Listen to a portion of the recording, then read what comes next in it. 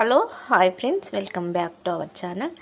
ఈరోజు మన రెసిపీ వచ్చేసి ప్రోటీన్ రిచ్గా ఉండే బ్రేక్ఫాస్ట్ రెసిపీని ఈజీగా హెల్తీగా ఎలా తయారు చేసుకోవాలో చూపెడతాను.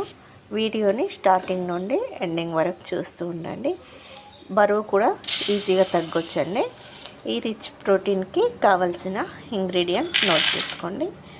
పావు కప్పు రేషన్ బియ్యము, పావు కప్పు పల్లీలు, పావు కప్పు మినుములు, పావు కప్పు పెసర్లు, పావు కప్పు కందిపప్పు, పావు కప్పు శనగపప్పు. ఇవన్నింటినీ సమభాగంలో తీసుకోవాలండి. ఇలా సమానంగా తీసుకున్నాక ఇందులోకి ఒక పావు టేబుల్ స్పూన్ వరకు మెంతులు వేయాలి. ఇలా మెంతులు వేసుకోవడం వల్ల మంచి కలర్ అయితే వచ్చేస్తాయి.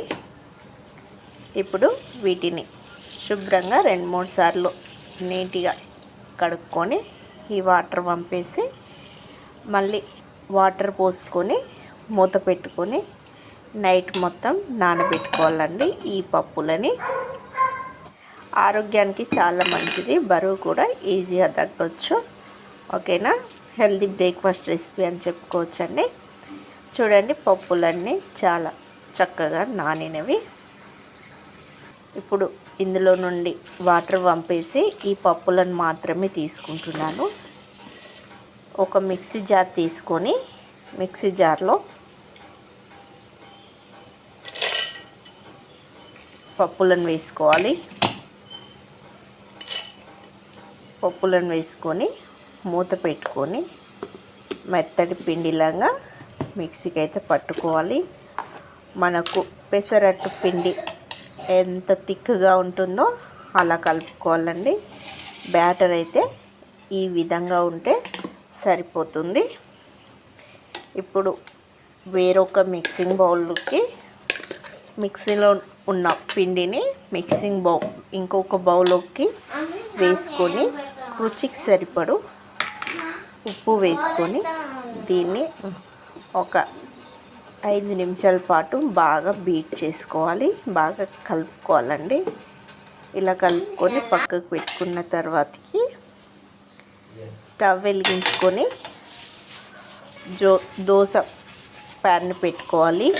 ప్యాన్ వేడాక కొద్దిలంత నూనె పోసుకొని ఇలా ఆనియన్తో ఇలా ప్యాన్ మొత్తం అప్లై చేసుకోవాలండి. మీకు ఇక్కడ చూస్తే అర్థమైపోతుంది కదా. ఇలా ఆయిల్ మొత్తం ప్యాన్కి అప్లై చేసుకున్నాక ఒక గరిటెన్నర పిండి వేసుకొని రౌండ్గా చుట్టుకోవాలండి. కటోరతో నూనె వేసుకోవచ్చు. ఇలా గరిటెతో వేసుకోవడం వల్ల మనకు చెయ్యి అనేది కాలకుండా చాలా నీట్గా దోశను తిప్పుకోవడానికి వీలుగా ఉంటుందని గరిటెతో చూపెడుతున్నాను.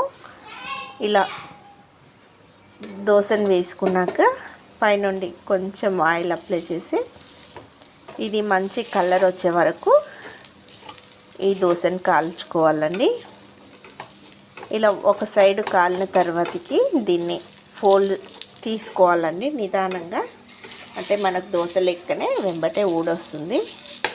దీన్ని మధ్యలోకి మడత పెట్టి సర్వింగ్ ప్లేట్లు తీసుకొని సర్వ్ చేసుకున్నామంటే పల్లి, టమాటా, పుదీనా, కొత్తిమీర అన్ని ఆల్ చట్నీస్తో ఈ దోశ రెసిపీని సర్వ్ చేసుకోవచ్చండి.